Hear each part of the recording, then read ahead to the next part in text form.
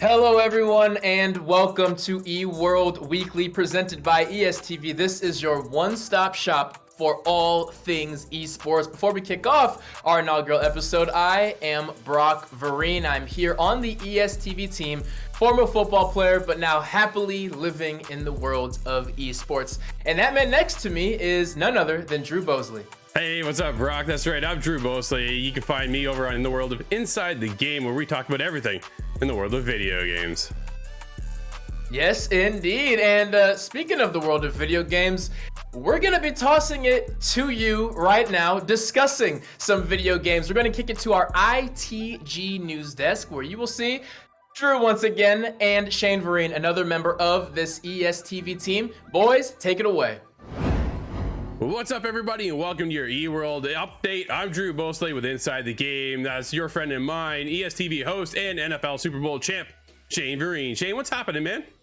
How we doing, Drew? It's been a while, but I'm glad we got to get together and talk some real important information today. Absolutely. We got some hot gaming news. Bethesda delays some of the biggest titles this year. What's that mean for the future of Xbox? Metal Gear Solid could see a remake. We finally know games that are coming to the new PlayStation Plus confusing subscription model. And Unreal is back with more for Epic thanks to Fortnite. We'll be getting into all that and more. Shane, you ready to get going, dude? Yeah, let's go ahead. Let's give the people what they want. That's right. Unfortunately, we got some bad news to get things started. It's Starfield and Redfall get delayed to 2023. I can't believe this already. Brand new game already delayed, and we kind of thought we'd be seeing it this year. However, it goes like this. This comes from Maria Delisandri over at GamesIndustry.biz. Bethesda, Starfield, and Redfall have been pushed back to 2023. In a message shared on social media, the publisher said that both titles will now be released in the first half of next year. Quote, the teams at Arcane Austin, Redfall, and Bethesda game studio Starfield have incredible ambitions for their games, and we want to ensure that they receive the best, most polished versions of them, end quote, the message read. Shane, that's some bad news. We're already starting with, my friend. It is not exactly what we are looking to get into just to start off the season.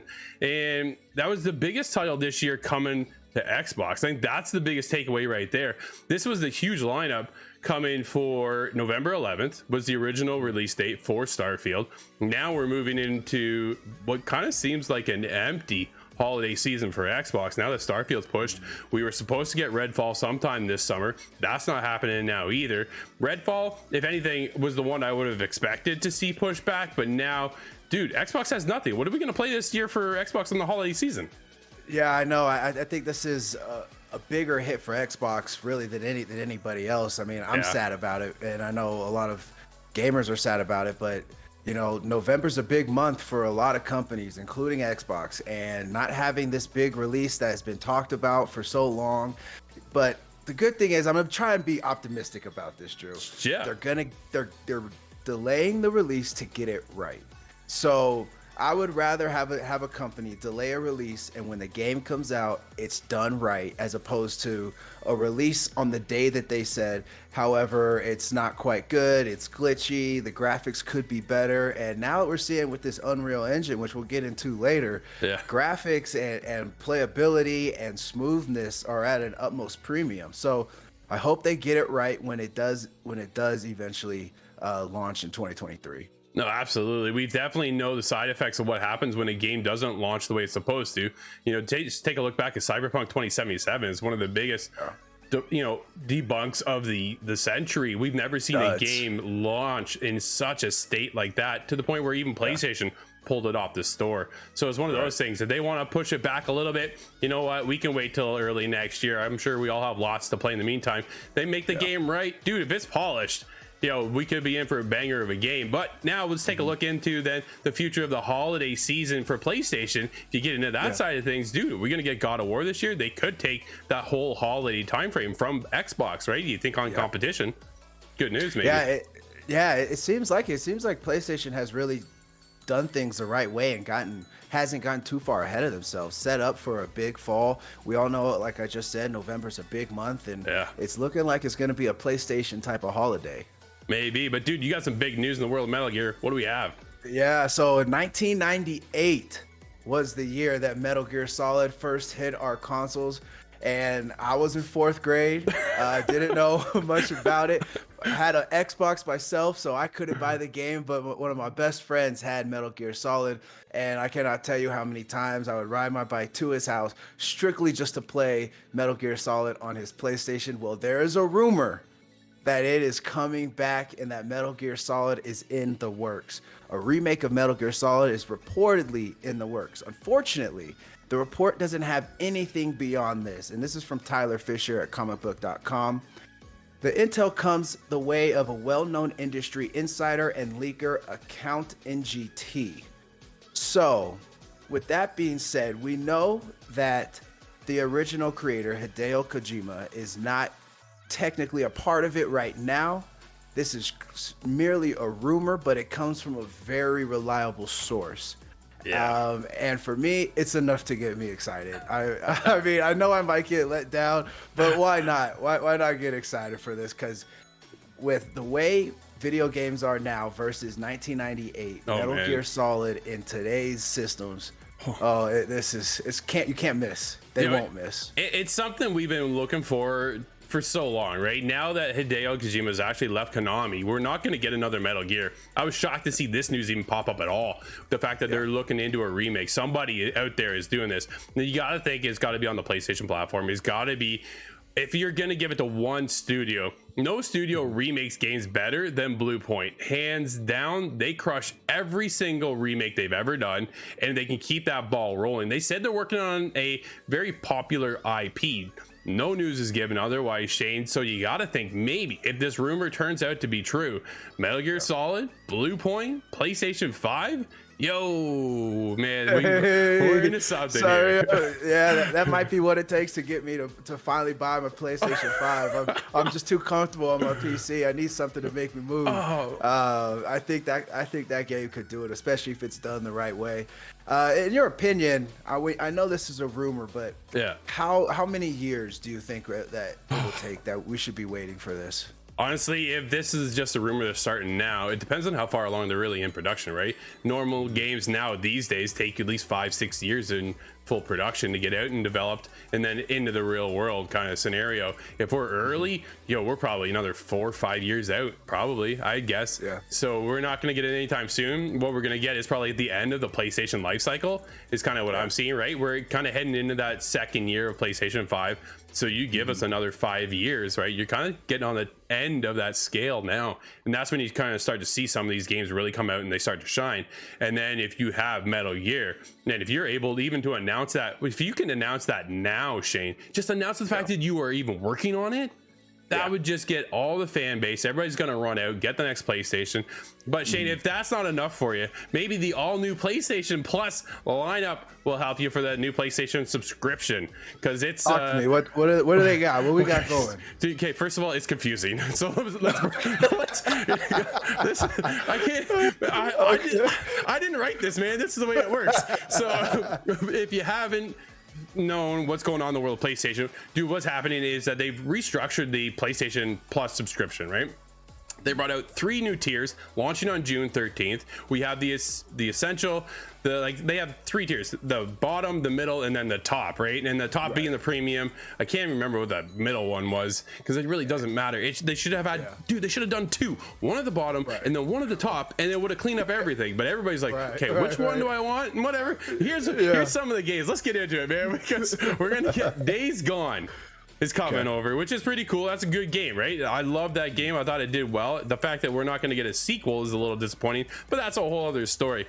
From there, you can get Ghost of Tsushima 2, Ghost of Tsushima, the director's cut, which is a fantastic game. If anybody is looking to kind of get in that samurai atmosphere, this is definitely one of the games. And it's also Sucker Punch's probably best title to date. Marvel Spider-Man Miles Morales. Shane, you were just talking about, dude, I gotta get this game. Well, here's your chance. You PlayStation Plus, right? This is the new model. Returnal is going to be there. The Last of Us Remastered. God of War will be there as well. God of War, the 2018 title. This is the thing, though.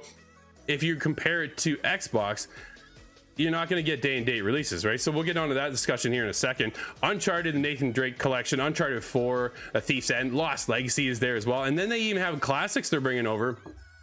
Jack and Daxter series is going to be there, which is fantastic. That's cool. Yeah, absolutely cool. And BioShock Remastered is going to be there as well. And then Shane, on top of that, dude, they're going to allow you to get into some streaming stuff as well, right?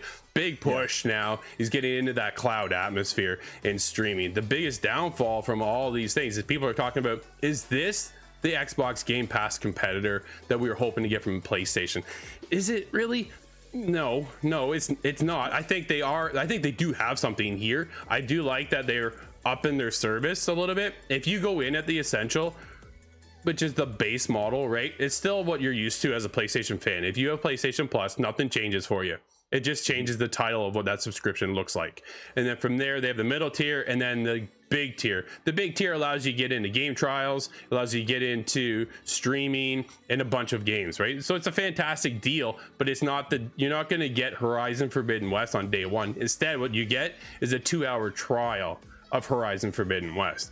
And if you like it, right, if you like it, then you're able to kind of continue on and move on over there with the game. All your trophies stay with you, your save file stays with you as well if you decide to buy it after the trial. So they've got some cool moves, Shane, but it's just not the, Xbox launches Starfield in 2023. Dude, if you have Game Pass, you get it on day one. It's that simple. Yeah, you said the PlayStation stuff was confusing, the PlayStation model, and I'm confused just listening to you explain it to me just now. but you did ask a question: is this the competitor to the Xbox Game Pass? And PlayStation is going to have to do something to compete. So maybe this is their slow burn, genuinely and progressively adding games over and over and over. Is there any news on when these games that you just named are going to be on PlayStation Pass, or are they already there? So the subscription service changes over on June 13th. So you'll be getting into God of War. But again, right, this is God of War from 2018. That's the biggest thing, right? Horizon Zero Dawn, not Horizon Forbidden West, the sequel. You get the first one, you get the original, but you do get Spider-Man Miles Morales is there. You get the original Spider-Man. Like, there's anything short of great games, right? That's the thing. I think they started off on the right foot. So if they can keep this momentum going, I think we can definitely get into the future of where this goes. And will we, the biggest question I think on everybody's mind is, will we get day and date games? And as of right now, Jim Ryan says no. And that's kind of concerning a little bit. But again, right, when you look at, well, coming up next at the end of this month is Sniper Elite 5. And when that game launches, it launches day one on Game Pass. So what service do you go with, Shane? Do you stick with PlayStation, right? Where you have to buy the game at $80, or do you already have Game Pass and just go, I'll just go get it over there? That's the biggest thing. But that's kind of your update for PlayStation Plus and a list of games. Believe me, there is a lot more. You can find that over on the PlayStation blog. I couldn't rhyme them off. We'd be here all day. So Shane, you got some epic news for us though, don't you? Yeah, I'm actually pretty excited about this for multiple reasons. But Epic Games is to release the Unreal editor for Fortnite later this year, not next year. That's later cool. This year. Unreal editor for Fortnite. In an interview with the CEO Tim Sweeney said that the company intends to make the game a platform in which creators can monetize their work. I did not need to read anything more after I read that statement from the CEO. They're putting the creators on a high platform. They're putting the creators on a pedestal. They understand the importance of each and every individual creator, allowing them not only to be their own creator, but monetize it as well. I think this is a formula that will be extremely successful. And I do not think that this will be the first company that we see move to this type of a service and this type of a formula, because it's going to bring players to your game and allow them, almost like social media is today and people monetizing social media, it's going to allow them to create something that they think is special and then make money off of it. I'm absolutely loving it, and I can't wait to see what people are able to create. Absolutely. This is very exciting to see that they're going to bring this over. I never thought that they would do this. Epic has always kind of been in the mind share of the gamers, especially as of late, because Fortnite has made them so much money. It's allowed them to kind of really give back into the community. You see them offer up this creative mode that's been in with Fortnite for forever. My kids are all over this thing, making their own levels and stuff, and now they can actually monetize on that. Dude, that's incredible to see, especially coming from Epic. Very exciting things. And Shane, that my friend. Just like that is going to wrap up eWorld Weekly News Desk. Thank you for hanging out. And of course, you can find more Inside the Game on ESTV. I'm Drew Bosley, and that's your one and only, my friend and yours, Shane Vereen. Shane, let's kick it back to the news desk. Welcome back. And that was a fantastic conversation that you had with Shane there. Epic Games clearly putting the player first. Absolutely. They've been looking towards building their community for years now, and bringing a monetization option to the creators is one step taking that even further. It's super cool to see. Brock, why don't we kick it over to our friends over at UGL with some stick talk.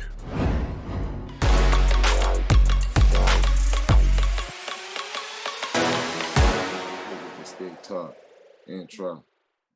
What's up, UGL world, and welcome to another episode of Stick Talk. We're the only place where you can get pro insights on Madden highlights. I'm your host, Brad Llewellyn, and alongside of me, I got NFL quarterback Josh Johnson, aka Headache. What's up, Head? How you doing, man?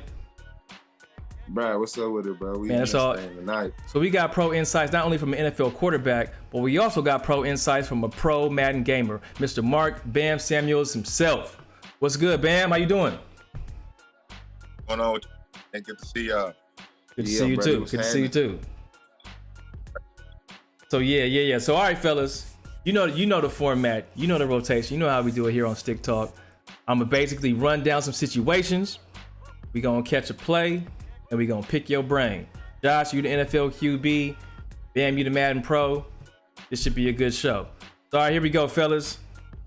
The first situation we got, first quarter, 4:48 on the clock. It is 3rd and 18. The ball is on your 3rd and 18. The ball is on your 42-yard line, and the score is 0-0. Josh, in this situation, from an NFL quarterback's perspective, what are you thinking? On offense, man, if we can catch us explosive, well, obviously we want to catch our explosive so we can get the chains.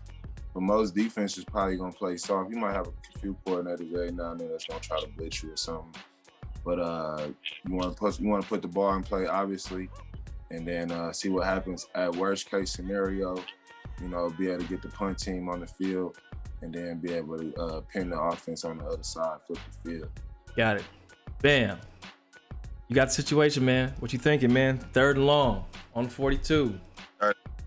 First quarter. What was the score? We not, it's 0-0. Just started. First quarter. Since it's a 0-0 start, I probably would make it 4-down territory, especially if I'm playing Madden. It really depends, though. It depends how the defenses guard me and what I see open when I press hike when the ball in action. So here we go. What we looking at?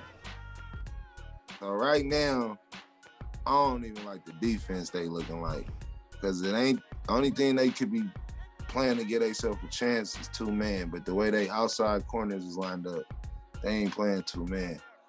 So if they in 5 wide, and then he about to give them all this space to probably run something deep, and they gave up them seams.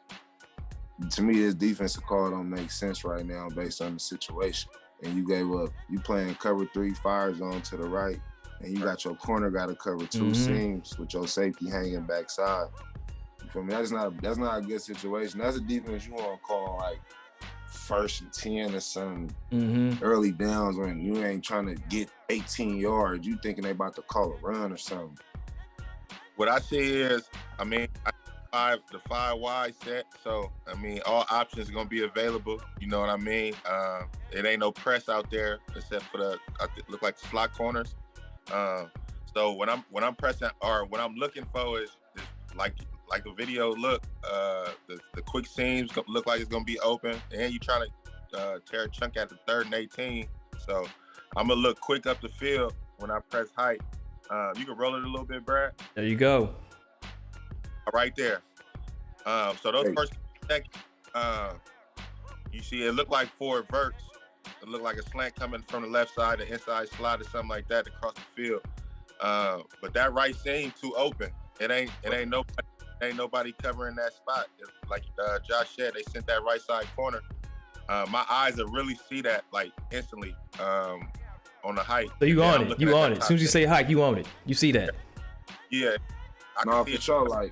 I can see it's a cover 3 for sure. So that's the seam. That's the seam, the right seam that's exposed. left side though, instead of the right side. 'Cause the right side had tight end and the two receivers over there, so it's like more ways to expose it. So if they send it off the time with less receivers, maybe they could hold the coverage for long enough to get some pressure for real. But That's really hella smart though, bro. That's how most defense really do it in real life though. For real, they'll hit it from the weak side to the two-man side because of them reasons right there. Right. Safety ain't, it's too much space, man. You don't want to get offense that much space, man. You gotta make them throw a tight window. We all know that. Right. Yeah, because this is a special one. This is actually not to be on spoiler alert, but this is actually a game that you guys played. But here's the situation. Third quarter, it's 4:42. It's 1st and 10. The ball is on your 20-yard line, and you're up 14-0, and you could go up 21-0. So this is the moment, man. You could put them out, or you can let them back in. Right. Third quarter. So let's see what happened. Juice over there reading. Oh That's how my you set God, up the man, business. Jason is two man. What the safeties doing? Oh, hell, you set up the Hey, business, he bro. got that post shit. Hell no. Oh, hell no. Hey, Bro, he Hey, ran man. all underneath routes, cuz. Hey, he Ain't got none that of the post. safety streets. So right there, he set the pocket. Boom. You feel me? Look what my DN did. He ran hella high. The rest of my pass rush, he walled him up. So he got the pocket set. And so now when he set the pocket, my defense, you feel me? They stop dropping. They stop getting depth. And then he get up out of there. So Nick Bosa can't sack him. Because now he set the pocket. Most people just drop straight back and try to roll out. Mm-hmm. He set the pocket to make them get in their rush lanes. And then once he got in their rush lanes, then he got up out of there. That's saucy. Right. But if we playing defense the way we're supposed to, the only one that should be getting the balls is crossing route. He open. That ain't supposed to be open. But that's their abilities. Let's check out these abilities. Oh, he gone. It's that post. He gone. Man. Look at that. You got that. Look at that, man. Playing that. Out. But that was saucy though. I don't know if you intended to do that, but what I see you did, that was saucy. I just want to, you feel me? And That's A-Rod. a little wiggle room to step in and then get out that way in between instead of outside. Let me see. Did I go outside or between the tackles? When they rush up field, you went up and under. Yeah, so You instead went up and out. Up and out. gave me a lane just to really look up the field, and I seen that post, Devontae Adams, 2-man under. I think that post would probably really, it'll get open, especially that year that we played. It'll probably get open probably like out of 10 times, probably like 7 out of 10 times, which is bad. And that's 2-man under. Yeah, that's the abilities overriding what's going on with the defense, man. We supposed to be covering that, strapped up. Specifically with Devontae Adams, though, bro, his route running too good. Like I said, the separation. When I seen him and left that pocket, the separation he had from that cornerback, like, Look at that. yards. Look at A-Rod. Look at A-Rod. And then on the left side, that top safety not really showing too much shade on that side, on that deep half. So He ain't knowing where 17 at, and I spotlighted him too. I feel like if that was like a average receiver, your man would be way tighter on his hip on that cut, that little cut at the first down line. Oh, man. That just about does it for us over here at Stick Talk, man. We appreciate you, UGL World. Shout out to Headache, Josh Johnson. Shout out to Bam Scheming. Shout out to Fam Gaming and all the teams in the UGL. Be sure to follow us on socials and also download that ESTV app, man. So you can check out not only Stick Talk, but all the season 1 footage too. So let's take it back to the ESTV studios in LA. Thanks to our friends over at UGL. Always cool to see the pros versus the players in some Madden. Your thoughts on that one, Brock? It never gets old, man. Pros on one level, amateurs on another. Competition is competition, and seeing anybody do that at a high level is entertaining for me. Now we're gonna head over to Rumble Review. Our guys Amon and Fish are going to be discussing all things high school competitive Valorant and Rocket League. I'm Michael Fisher, joined by former NFL All-Pro, now head coach of esports at Lakeland University, Amon Green. Amon, how are you doing today? Man, I'm doing good, Fish, man. Thanks for having me here today, and I'm excited to see what the games look like. We've had some fantastic time in the Esports Tower. If you're unfamiliar, the spring season in full swing right now. Kids looking to claim a championship. Every 2 weeks, we have an internal tournament in Valorant, Overwatch, and Rocket League, and we crown ourselves a champion. And let's hop into our first game, which is Valorant, an absolutely fantastic game, Amon, that can change at any single moment. Breeze especially, I really love this map. And 3-3, this is a turning point in a lot of games. Yeah, it is. I mean, you have that, I say, man advantage when you're ahead. That's when you can, basically start to push and bring that pressure to the opposing team because they have less players. So then you got to, make the map smaller. You don't want to continue to stay off back. You got to get a little bit aggressive because you have the manpower. Gets close there, the Infertals and the Quakes. It's all up to Coaxial. Goes down there. Defending in Valorant, especially on this Breeze map in particular, Abad, is so... I think really preferred because the A and the B sites are so harder to take, I feel like, than they are on the standard maps like Ascent and Bind. This is a very defender-favored map, in my opinion. Yeah, it is. When you got to defend, you just got to basically wait for the attackers to get in your area. So you don't really have to be running out and searching for them. You got to basically get to a spot and camp, something that a lot of gamers don't like, but it's something of a necessity here in Valorant. I'm glad you admit that nobody likes campers, Amon. Even though I know it's 100% needed, I absolutely hate it. We'll see what the Quakes on the purple side could do. They did just lose that round. We joined with them a man down. The Viper utility walls are so huge. A good Viper could just shut down any attack you want to do because Master also has the ult, Amon. You can solo 1v5 with a Viper if you use your ult and your walls well. Yeah, if you use the wall smartly, because of how that toxicity coming there will cause damage, so the players are going to kind of make a business decision. And do I want to go through that Viper? Because it might be, obviously, I'm going to get hit with the Venom itself, but also get hit with a shot to the head, as we see him right here. Oh, nice double tap there from Solix. Just snuck up on that poor man. Camping in a corner. You got to make sure you check all your angles when you're camping, though, Amon. You can't just stand there. Now, this is the interesting part about Valorant. You're defending, but you've got to retake the site, and they're doing it with precision. My goodness. But a nice double kill there by the red team, the Quakes. Makes it a little bit more scary right now. No, yeah, that's where the Valorant part of the game of where they have the shoot gallery. In that shoot gallery, it perfects the headshots that you have there from all the different targeting they have to run around the map before warm-up. So it looked like that team was in almost pre-match. And I'm sure it's something you talk about a lot. Crosshair placement. It's such a big thing in some shooters. You can shoot them in the body, you can shoot them in the left pinky toe, but headshots in Valorant are so important. Speaking of placement, let's go to a game where inches can mean a huge difference. That is Rocket League. You missed the ball by like 1 inch on your front bumper. That goes off to the side corner instead into the back of the net. We get the Vipers and the Spiders here lead from the grand finals of one of our games with the Spiders holding a nice big lead, but sometimes I'm on a bigger lead in Rocket League is kind of scary because you get a little bit careless sometimes. Well, I'll say if you get a big lead in Rocket League, that means you're getting to, I say, like a days ago, because you should not give up that big lead because this game it can go way too fast, but giving up a 4-point lead is something as a team you can't do. When the Vipers get one back there, there's still 90 seconds left, trying to turn things around. You think you have this big lead, you kind of play back, but as you said, Amon, you always got to keep the pressure on. You get a nice steal near midfield, you get a demolition away from the ball, but there's nobody there. You got to have that communication, Amon. You can't pass it to no man's land. Right, you definitely can't pass it to no man's land, and you definitely can't double commit because obviously that takes more players out of a play to rotate into offense position or defensive position. Vipers still got 60 seconds left. Usually in Rocket League, about 30 seconds a goal, you're feeling pretty comfortable, so they do have to press a little bit here. They get a nice steal here from Toke in the quarter to the Spiders, and now this could be a wide open goal. This could be the one that ends it for real, Amon, but they can't convert, and the Vipers still have a chance. Yeah, he was just in the right position, was able to slow down, hit the brakes, nice demo there, and pop up to get the goal, to get, I say, a high angle goal there, but didn't go in, but they got the goal right there at the end.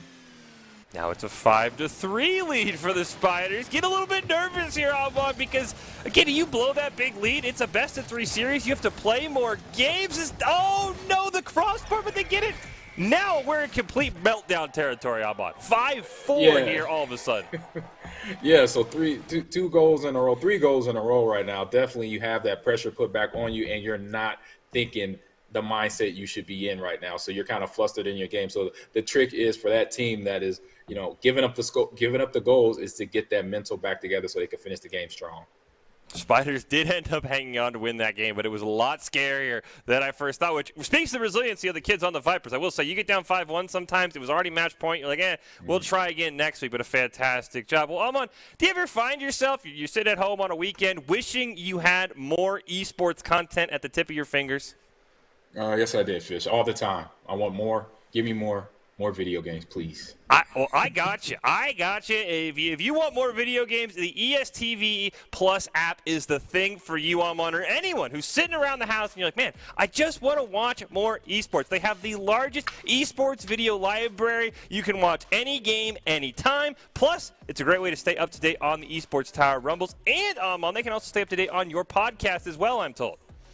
Yes, the podcast is on there too. You log into the app and I believe you scroll all the way to the bottom and you'll find an area called Podcasts. Is my podcast along with the Game Herd. So I'm in there hanging out with Verta Maloney and having a good time at the Game Herd. So yeah, go into ESTV Plus app, go down to podcast so you can listen to and download the Mon Green's Gamers Lounge.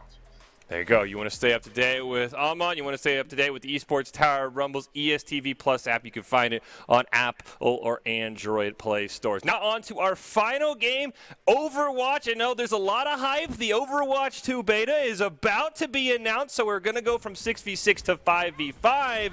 So there's a lot of change in the water, Amon, but right now this is a game that is very tried and true. On a map like this, the Mei wall, absolute perfection. Sometimes playing a tank is the worst thing in Overwatch because you just get bullied nonstop. Yeah, you get bullied because you draw everybody's attention. You're the sponge sometimes on the map, but doing your job as a tank is to protect everybody. If you can then, I say, recalibrate to get back in position and gain, gain position to help your team out, it goes a long way. Speaking of tanks, the Zarya play here from the Law. You see the charge in the middle of the screen all the way up at 100, doubling the damage they're going to do. And sometimes playing a Zarya, you feel like a DPS, but you see on the kill feed there, unfortunately, the red team just gets full wiped. It's a very interesting balance. I'm really excited to see what Overwatch 2 is going to bring to the table, Amon. I know we'll talk about that in a few weeks. I think the Esports Tower is going to do some really cool things, so make sure you stay tuned. But remember, if you never want to miss a top play, you got to check out the ESTV Plus app. It's the best place to stay up to date on the Esports Tower Rumbles. We have our Esports Tower Rumble review every week here as well. But that'll do it for myself and Abba Agreed. Welcome back, and a big thank you to Fish and Amon keeping us locked in on all things high school esports. Drew, you and Shane were discussing earlier about Starfield and the delay there, and I wonder, as a gamer myself, I'm starting to get kind of frustrated with the game delays, but we also saw the disaster that was Cyberpunk when it was rushed out. Where do you stand on the responsibility of developers to keep a schedule, but also give us a playable game? No, absolutely. It comes down to management, I think, at the finest hour, right? And if it's rushed, we get a bad game. We get that Cyberpunk experience. But if you delay the game, then we're not going to get something that's so broken. I understand why Xbox and Bethesda took the time. They're going to say, hey, you know what? We're going to push it to next year. It makes a lot of sense to hold up because we don't want a disaster. You don't want that experience like Cyberpunk brought, where you get it on PlayStation to the point where PlayStation, for the first time ever, actually pulled it off the store, right? That's the last thing Xbox wants to do with their game. They want everybody to enjoy it on day one, Brock. That's the biggest thing. I get it. People are mad. They're frustrated. I'm frustrated too. But at the same time, I can wait a little bit longer. Dude, there's tons of games out there.